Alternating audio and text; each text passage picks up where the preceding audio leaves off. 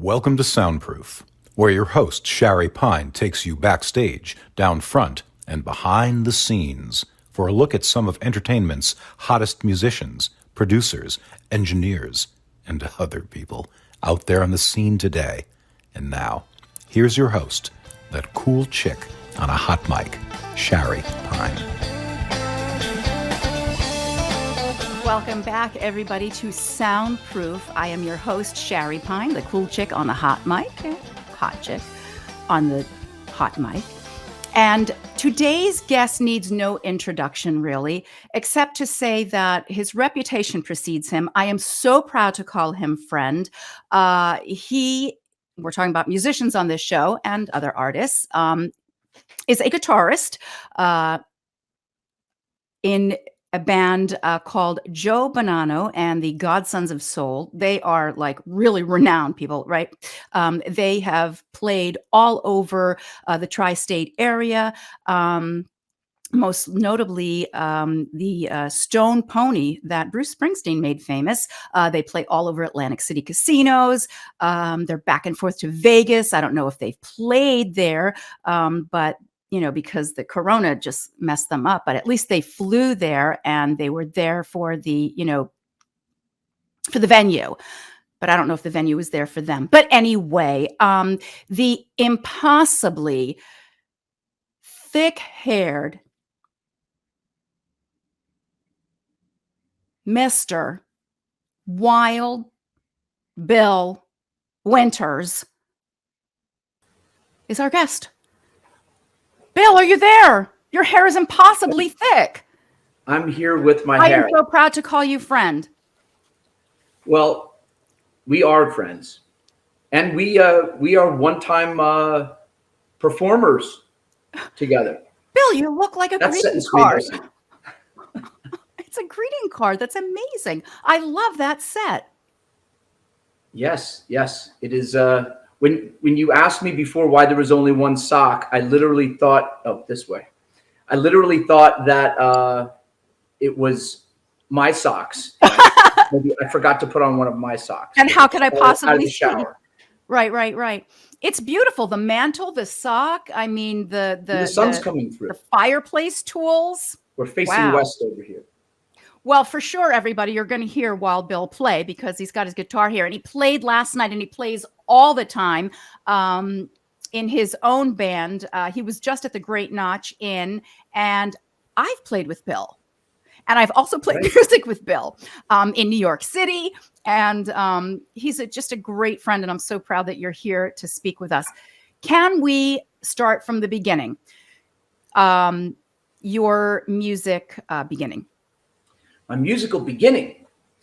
Well, I was a kid with no talent and no physical skills in terms of athletics and no academic abilities. And my parents were pretty disgusted with me. And my good buddy, this was in 5th grade, he came by the house and he said, the band director at school has asked me to recruit people to be in the band. And they need a trumpet player. Do you want to play trumpet? And I said, no, I don't know anything about music. And so we went for a long walk, and I did say to him, if I was going to play any musical instrument, it would be the guitar. And he said, well, I play trumpet and I play guitar, so I can teach you how to play guitar if you promise to join the band and play trumpet. So that's how it all started.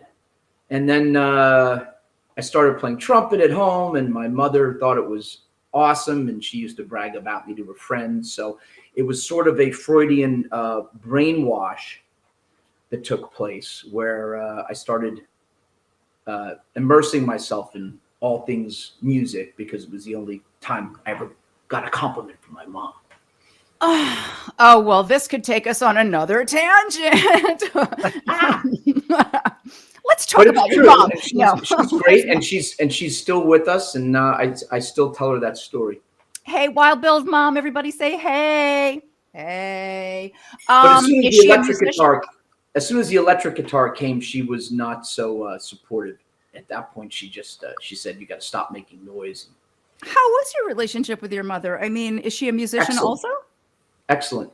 No, we really didn't have any musicians in the family on either side. She played a little piano, and we had a piano in the house, but no one really played it until I started playing trumpet. Then I was playing piano. Then I was playing guitar. Then I was You were a singing. one-man band. Well, it took off. It took off, and it's not like a work ethic or anything like that. It's more of an obsession. Like literally, when I come home from a gig at 3 a.m, I will sometimes play guitar. It's just, if it was something bad, I would need mental help, I guess. This is something that I can attest to about you. I have admired that in you. I know that the gig ends late, and sometimes the haul back home is long and Always. tiresome. But you have a real passion, even outside of, like you were saying, the stage. Like when the show is over and the applause has ended, you're still wrapped up in the music. It's not a show. It's a passion. It runs through your brain, your veins and your brains. I don't think I have met anybody as passionate. I mean, not even me. I'm kind of jealous of you. Well, I do. I'm being honest here. I love to play, and I'm in. I'll tell you what happened. When we were shut down because of COVID, I started. I guess it was last winter. I started looking at the calendar and saying, we have. I'm only playing once a month or once every 3 weeks, and I'm used to playing about 100 dates a year.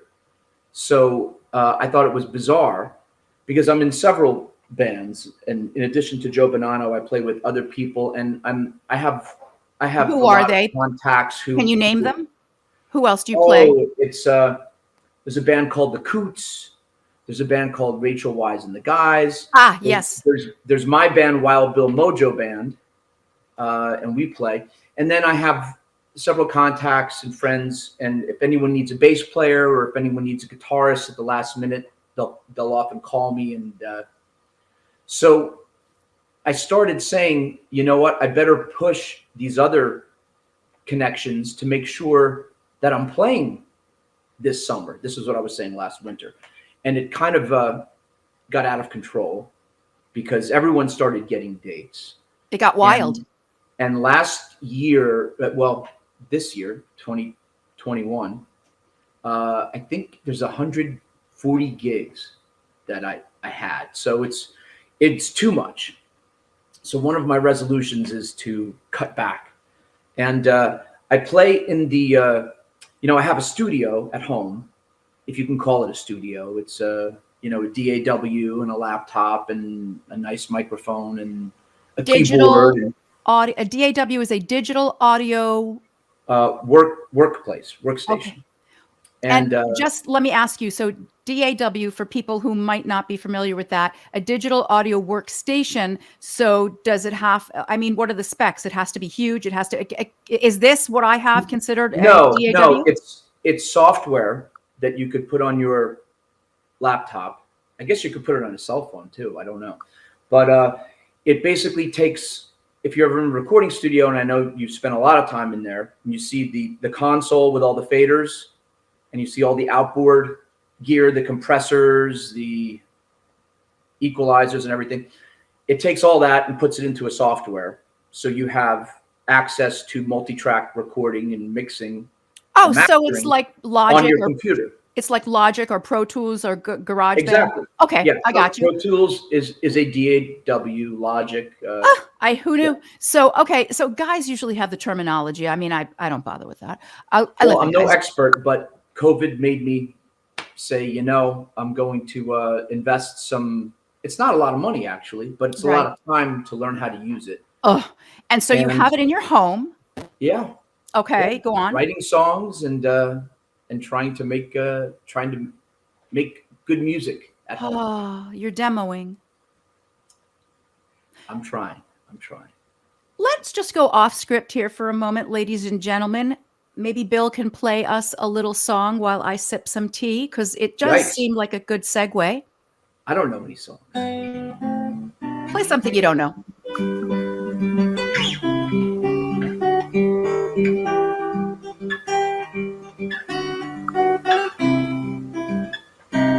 Sips over.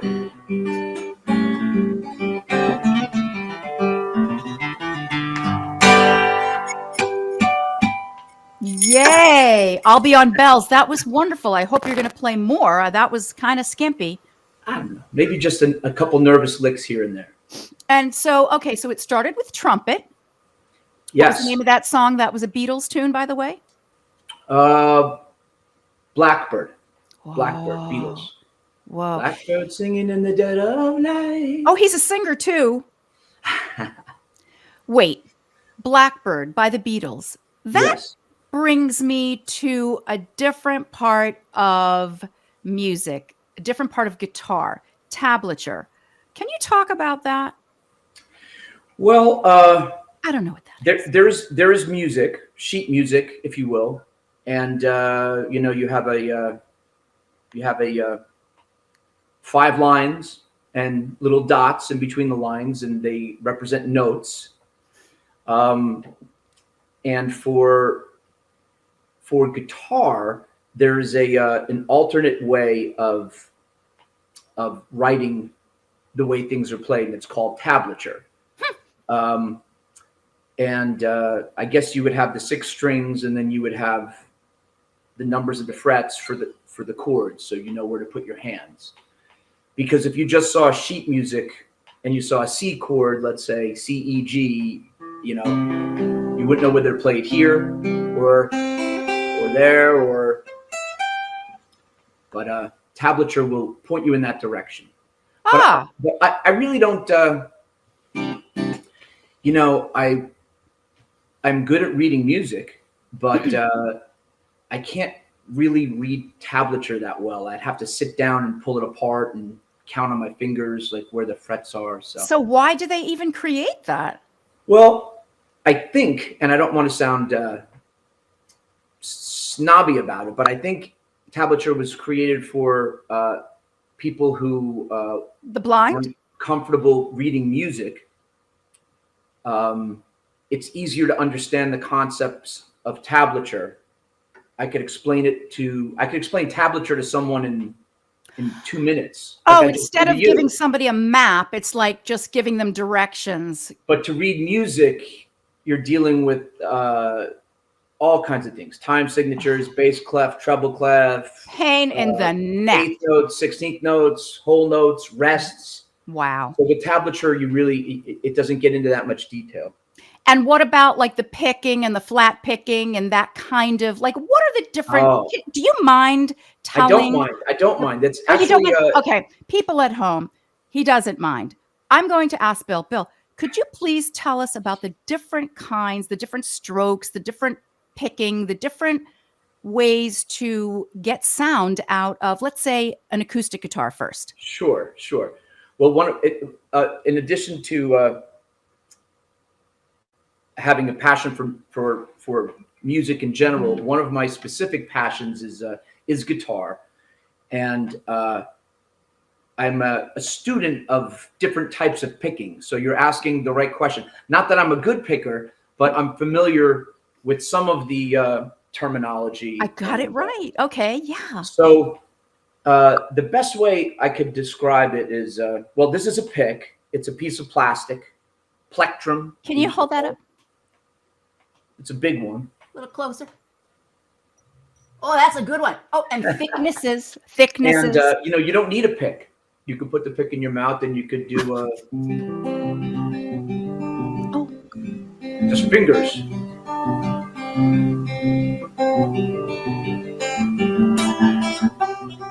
Well, I've been afraid of change. Yep. Yeah. Oh, Bill. And in addition to that, some people will put picks on their fingers. It'll be like a little twist around thing, and then you have in effect, you'll have big artificial fingernails because you put these little picks on your fingertips. And then you do this, and it's louder. Because this is louder than like, that's softer than pick. Now Anyway. the technique that you're using, because Right. picking can, what's the technique? Okay, there are several different types of techniques.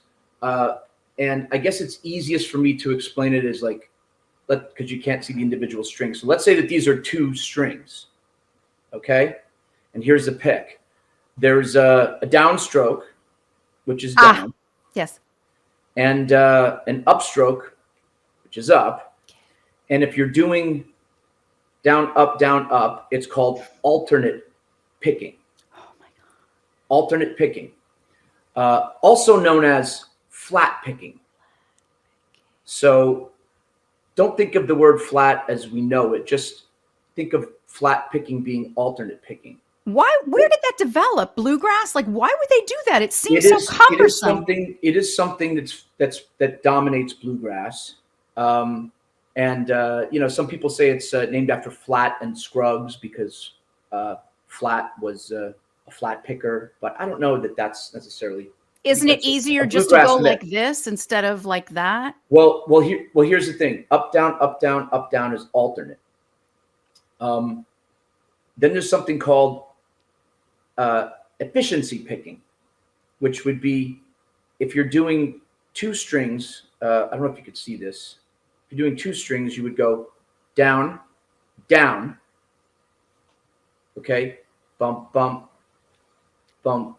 So you would always go toward the string you're picking. That's not alternate picking. That's efficiency picking. Okay, because I'm doing 2 downstrokes in a row. That just feels right to me picking. Alternate picking would be up, down. So you would go, down, up. So you go down, up, down, up. Okay. Then you would have, that's outside picking, down, up. Then there's inside picking, which is up. Okay. So the Jimmy Cliff song "Trapped." Bruce Springsteen covered it. No woman, no cry. Oh yeah, well, I'm trapped. Ooh, yeah. Yeah, but it begins like this. It begins. Yeah. So I'm doing a D string down, G string up. Okay. Down, up. Outside. It's alternate picking and it's outside picking. A good thing to practice is inside picking, which is a lot more difficult. It's very counterintuitive. You have to move a shorter, tighter distance, so you have to be a little more in control. Actually, it would seem to me that it would be easier because you're jumping over a couple of strings with outside picking. Try it. Try it when you get. I rarely use a pick. I just use these. I know that you're an excellent guitarist. Oh yeah, and I've heard it, and I've commented on your some of your amazing. Maybe once in 10 years you've said I was a good picker, so I guess that's good for you. So these concepts, there's also something known as sweep picking. If you have like a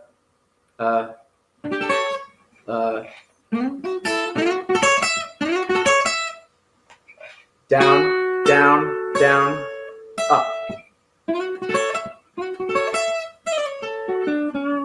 So it's a different sound, and it's really efficiency picking too. Remember we talked about efficiency being always going toward the string, and you can also go down, all up. How does efficiency picking translate if you're a lefty and your guitar is now the mirror image of what yours or most people's is, like holding it a left hand neck?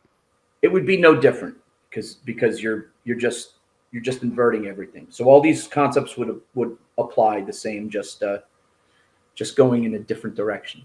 I didn't think right-handed guitar players I thought there was something off about them, like when the neck is in your right hand. Isn't that weird? I wouldn't know. Well, actually, I broke my hand once, and is actually in a fight. And I played at my friend's wedding with the cast. You were in a fight? This is a long time ago. So I couldn't finger the notes so I had to turn the guitar upside down and play it. And it was horrible. It takes some kind of genius for that. But back to picking. No, but really, you are kind of a smart guy, right? No. He is. He's back being to picking, modest. You find that certain genres favor certain types of picking over others. For instance, bluegrass, as you correctly pointed out, is alternate picking. So you go. It's up, down, up. I'm sorry, down, up, down, up, down, up, no matter what. God,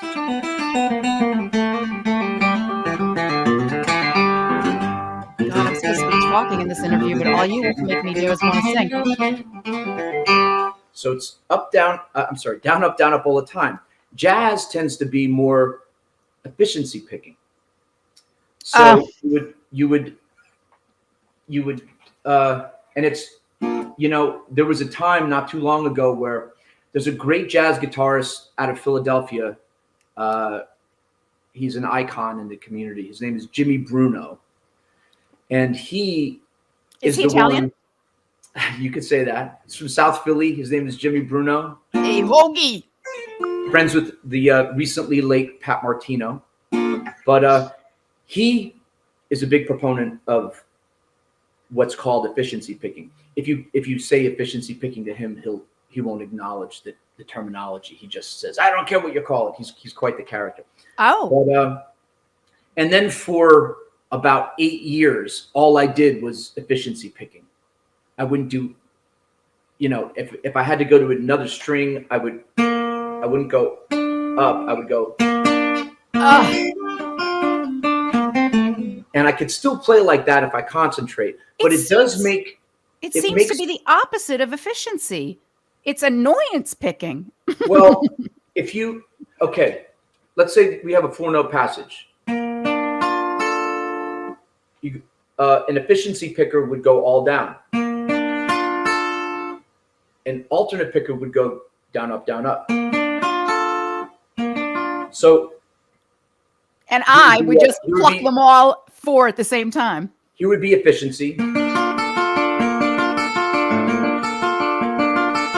Okay, I can hear that. Here would be alternate. Oh, already that sounds like Merle Haggard. And it's different. It's a different effect. Right. I would say that the efficiency picking, you can make the guitar. They say, this isn't my observation, they say it will sound more like a saxophone or something. Where in bluegrass, it's more like it's very straight, and you want it to be straight. You don't want it to be clean. You don't want it to be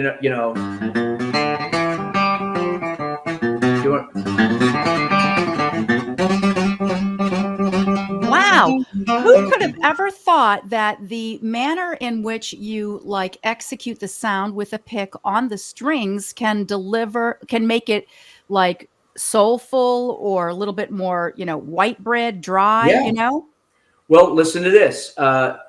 You play some jazz. A BB King-esque lick. Here we go. And you just use your pick, it'll sound like this. But if you use there's something called hybrid picking, and I'm backing into it. And that's picking with your fingers and the pick. So right. I use it in a couple of cases. If I was doing a BB King sort of lick, I would go. Then I would take one of my fingers and really pluck at that string. So. Ladies and gentlemen, this is why Bill is my friend.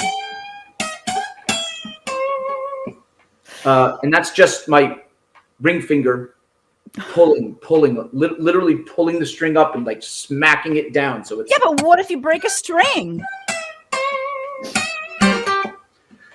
I replace strings pretty often. The before every gig, I'll put on a fresh set of strings that day or the day before. So I almost never break a string. The only exception would be if it's in the middle of summer, if it's 100% humidity and it's one of those thick, disgusting, wet days, the strings just deteriorate and corrode. Oh. Through your eyes. Let me ask you. So it all started with trumpet, and we went off onto picking. And well, I wasn't done with the picking. Picking and pulling. There's one more thing with the. The episode is going to be picking and pulling with Bill. What's called hybrid picking. You go, this lick. You go. That's with the pick. But if you do it with your finger.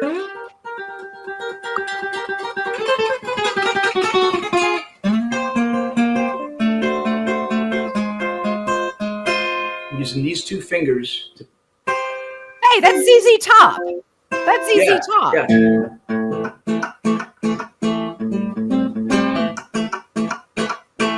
Using my middle finger and the ring finger. Yeah. And the pick. So I'm going with the pick. And then I'm going.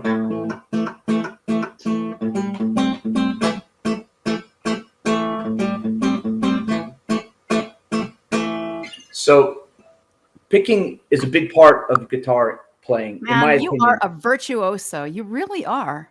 But you should work on all these things, because sometimes you should be doing it one way, and sometimes it sounds good if you do it another way. The voicing. I'm not a virtuoso, Yeah. so stop it. I mean, I'll leave the heavy picking for you. I'll leave everything to wait, so Stevie Ray Vaughan, what would you say? He is a palternate picker? A alternate picker? A savage beast? He's one of I think he's I didn't know, but he is. If I had to pick a favorite, he would probably be it, although I would hate to have to pick favorites because there's so many guitarists I love, but he's really an inspiration to me. Well, let's throw it out there. Since I was Hendrix. 10. Yeah, Hendrix, Stevie Ray Vaughan, who else? George Benson. Oh, yes. Love George Benson. Love Joe smooth. Pass. He's slick. Pat Martino. I listen to almost every week. I'm listening to his first album, Hombre, from 1966. He had and the same thing with George Benson. I think some of my favorite stuff that he did was. Wait, this reminds me of something. 60s. I want to do some rapid fire questions here. Just guitar players, okay? Just to let you know, because this is just reminding me to do it. I'm not reminding me. I'm thinking of it right now. I think it would be really fun. So let's do some rapid fire questions for Mr. Wild Bill about guitar players. So I'll name a guitar player and you just give me like a couple of adjectives or whatever you want to say. For example, Pat Metheny. Pat Metheny is an incredible jazz guitarist. He's a great thinker too. If you ever hear an interview with him, he always has something amazing to say. I had the opportunity to meet him once. We were recording at the power station in New York City. My friend was an engineer there. We were really young, so he would get us in for free as long as we came at 4 a.m. or 3:30 in the morning or something crazy. Yeah, when the engineers are setting up for the next show. Right. So one time we came and the studio wasn't ready because Pat Metheny was still wrapping up. So when he came out, we said hi, shook his hand, and he's a very nice guy, very friendly, and just an amazing, the way he approaches and thinks music. It's another level. When you met him, did he have a lot of hair? Yeah, he still does. I mean, his hair arrives like 20 minutes before he does. He still does. He's crazy. I met him. It's funny. I was going to say it's funny that you mentioned it, but I mentioned it. But the only Pat Metheny story I have is I did meet him on the street of New York City. It was like 57th Street, and he was a dick. Oh, I'm sorry. Yeah, I mean, if you had been there, you would not have a been. conversation. Really, I just said he was leaving. We were coming in. We were kind of aggravated because we were so tired. We actually ended up going to a bar in Midtown and then coming back, and it was so late. Just shook his hand, said hi. No. I am sure that everything you say about him is correct. It's just, I just wanted to throw that in there. Speaking of going to a bar, remember when we went to that bar and that person photobombed? We had no idea who it was in the background, but there this was a person, photobombing. That was on the street, right? It was on the street. Yeah, I was carrying the guitars. Yeah. That was like I that never happened to me before. The nerve. Anyway, so moving along. Willie Nelson. Willie Nelson, a huge Willie Nelson fan. One of the greatest songwriters of our time.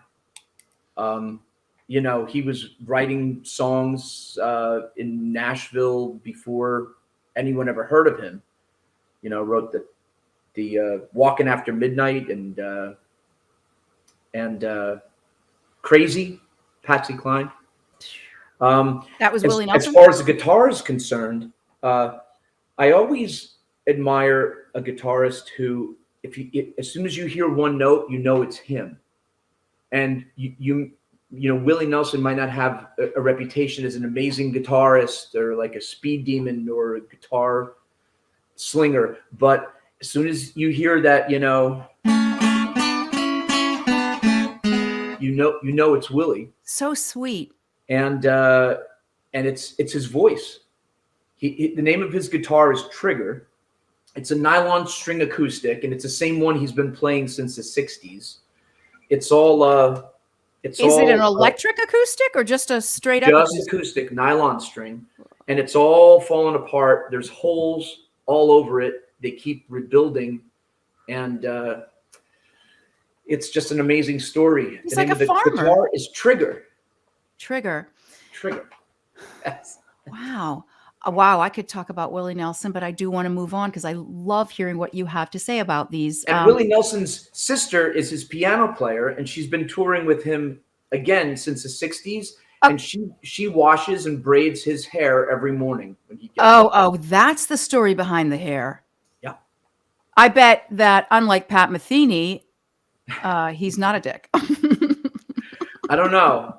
I've heard some different stories. Depends on who you ask. No, that is a beautiful story that Willie Nelson's I heard Waylon Jennings say that Willie Nelson can be difficult. Okay, you brought it up. Talk about Waylon Jennings. Please give everybody the background and the story.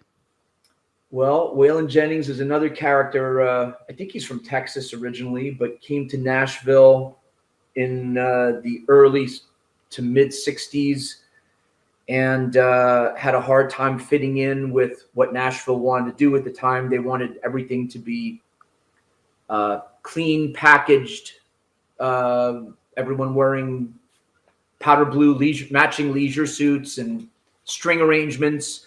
And there were a handful of guys who wanted to do their outlaw thing. And Waylon and Willie and Merle Haggard and Johnny Cash were part of that rogue rebel group, the Outlaws. Wow. And also Waylon Jennings, when it comes to guitar, again, doesn't have a reputation as being like an amazing guitar slinger, but he used to put a little bit of phase shifter on his guitar. I wish I had an electric guitar and the effect. And that became that country sound. And you still hear that phase shifter.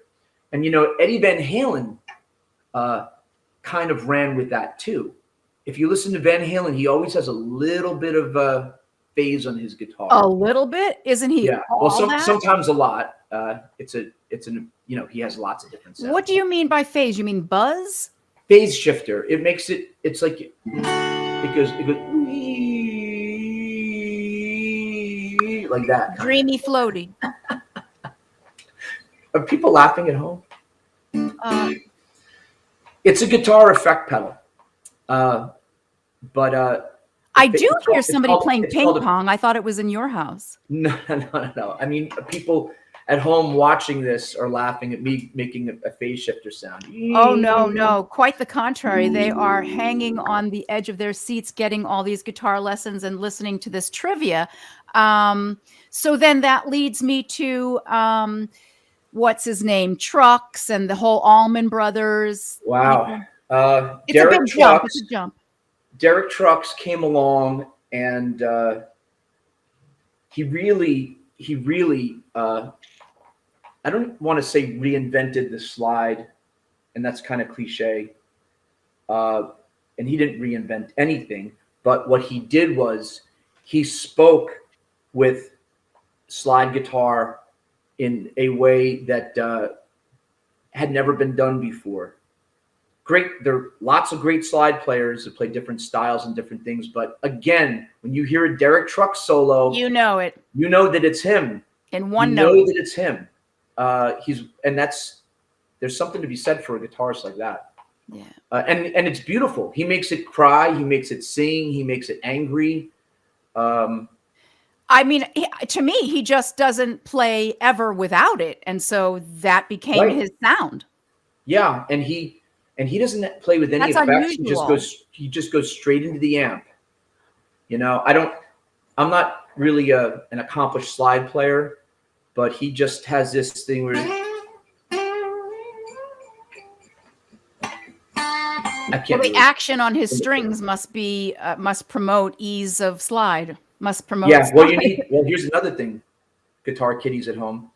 You need high action, and by high action, I mean the strings are high up off the board. If you want to bleed, it has to be high. If it's low, you're going to get like fret noise. You're going to get like. Right. High action kills, though, man. You get calluses and blood everywhere, which leads me to Pete Townsend, right? Yes. Blisters on his fingers, or who said he is? I got blisters on my fingers. Who said that? That was John Lennon. Oh, him. No wonder why I couldn't remember. Tell me. But Pete Townsend, he's another guitarist. While he's really not known for his lead playing, when you hear him play a chord, you know it's him. In addition to being an amazing songwriter and visionary. For example, on what song? Because I'm trying just look at "Won't Get Fooled Again." Okay, you hear the keyboard, and then the guitar comes in and goes.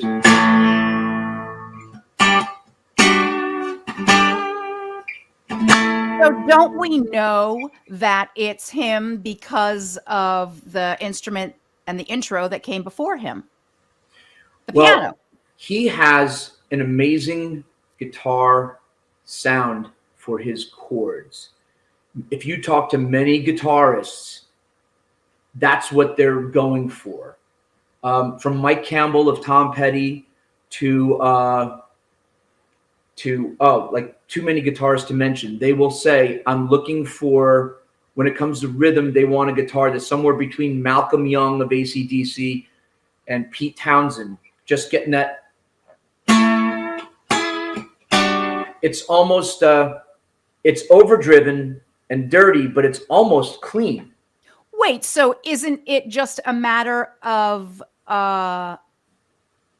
this is very naive, but I'll say it anyway, of just plugging in and playing? I mean, what's in a chord?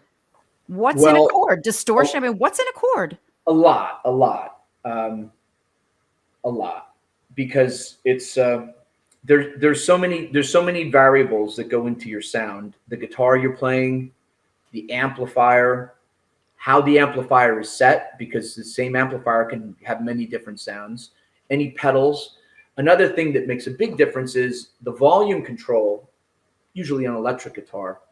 If you have like a big overdriven power chord sound and you pull back the volume pot a little bit, it cleans it up a little bit and completely changes the sound.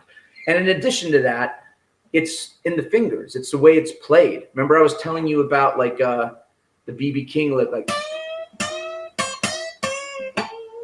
pulling it instead of going with a pick. It makes a different sound. It's hard to do it with an acoustic and show you. No. You're doing an excellent job of it. I'm getting it. But it's also, it's the way you hit the chord. If you hit it too hard, it makes the notes go sharp, almost out of tune. I thought that has to do with where your fingers are on the fret. Well, if you just hit a string, Oh, I heard it. I'm not in finger at all. Watch. But if you hit it, it's more even. Oh, okay. It also sustains longer if you don't hit it as hard. Believe it or not, when you hit a string really hard, it has to recover, and then it dies off quicker. I imagine. This is like studio stuff. Like velocity and stuff. To really last, you would want to go. Anyway, whoa, silly guitar stuff. So what about David Gilmour? Gilmour is another one of those guitarists. When you hear him play a note, it's David Gilmour. So then who do we? I didn't even know this, but I can prove it. David, there's a Paul McCartney song called "No More Lonely Nights." I think he did it in the 80s. No more lonely nights, forever. And at the end, there's a guitar solo. And the first time I heard it, I said, that's David Gilmour. And it turned out that it was. Wow. Just one note. Man, I could sit here forever and just pick your brain about guitar players and all known and unknown. And I think it's very interesting that we're able to talk about guitar players that you can just know who they are in one note. Because, obviously, if we don't know who they are, then yeah. Wait, let me ask you because I think you have to come back another time because there's so much more I have to say. I mean, we left off on trumpet and we've gone on this tangent, which I love, but I want to ask you about Todd Rundgren. Todd Rundgren, amazing songwriter. Yeah. And you can ask him, he'll tell you himself.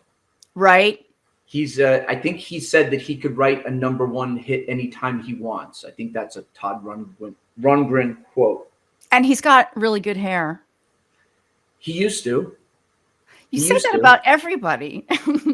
You're in competition. He married Steven Tyler's girlfriend and ended up being the father of Steven Tyler's biological daughter, Liv Tyler.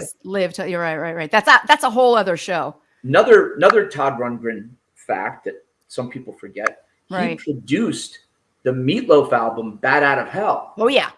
And played all the guitar on Bad Out of Hell. Well, you know what then? Then he can say whatever he wants. Yeah. Bad Out of Hell. He did. Yeah. He did. And in the song Bad Out of Hell, at the end, the song tells a story, and the motorcycle crash is like rising up from hell or whatever. And he plays, it's credited on the album. It says motorcycle guitar because he goes like a. Oh yeah. And he also does hand claps too. Bill, what's we're gonna wrap up. My producer is letting us know that there's other people banging on the door to get in, and I don't want to because you're my favorite. What's on the horizon? Not to let them in. Right. Don't open the door. What's on the horizon for you the next couple of weeks? I mean, okay, that's not fair because it's holiday time, but after that, well, where can we see you? I already hinted at my New Year's resolution is to not play as often as I have been playing.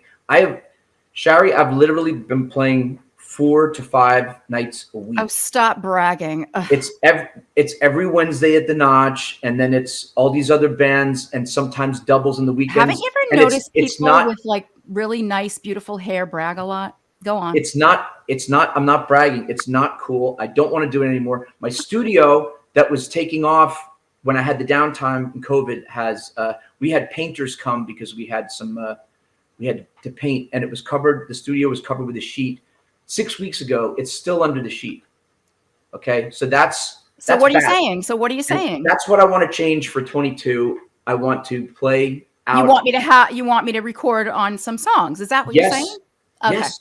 All right, I twist my arm. Okay. I want to achieve world dominance through recording your songs and mine. Man, let's do it. Yes. Fist bump.